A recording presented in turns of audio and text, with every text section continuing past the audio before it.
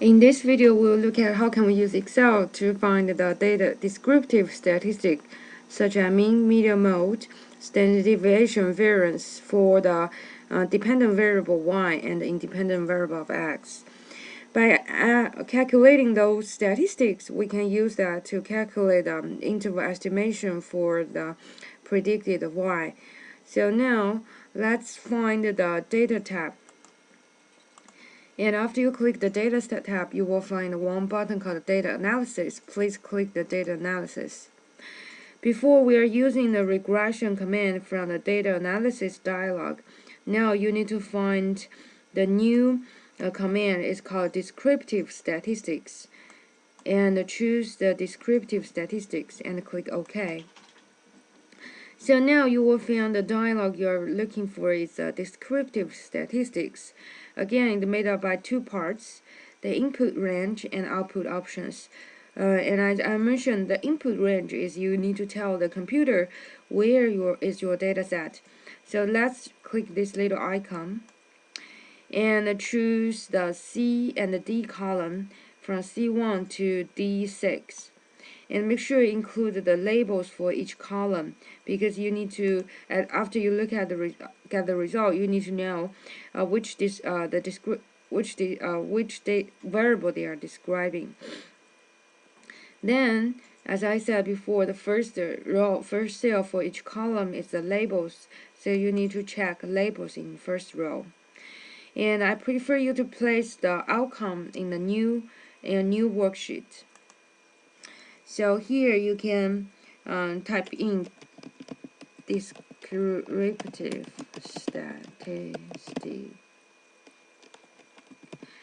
descriptive statistics, and don't forget to choose summary statistics, because we want to get the mean, median, mode, and it will come with the summary statistics, and then you can click OK. So before, if you look at on the bottom the worksheet, we only have the regression and sheet 1 and sheet 3, but now we have one more sheet called the descriptive statistic, which is created by us like a few seconds ago. Now you will, as I said before, it's a good habit before you look at a data set, try to decide the decimal places, and normally people will keep 4 decimal places, and choose the data set and right click the mouse, choose format cell and find number, and here you can choose the decimal places, and I said you choose 4, and now you can click OK. And so let's look at detail of our statistic. So we have first two columns, and they are named by the TV ads. So these first two columns is about the statistic for the number of the TV ads, our X variable. And the third and fourth column is for the car sales. That's a descriptive statistic for the Y variable. And so you can find they have mean, standard error, median, mode, standard deviation, sample variance, kurtosis, skewness, range, minimum, maximum, sum, and count. So you should familiar all of them except the maybe the kurtosis.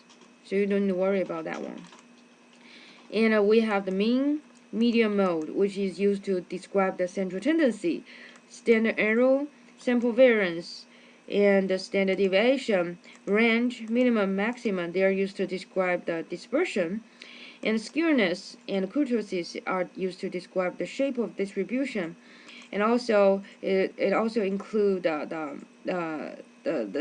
how many observations we have. So we totally have 5 observations, and so here I want you to pay attention on the name. So the sample, what's the difference between the standard error and standard deviation? So standard error is the population standard deviation, and the standard deviation here is for the sample standard deviation. So don't get confused about these two terms. And so now you should know how to get the regression result and how can you get the descriptive statistics. In our next video, we will learn how can we use these two outputs to calculate the prediction interval for individual y and confidence interval for the mean of group y.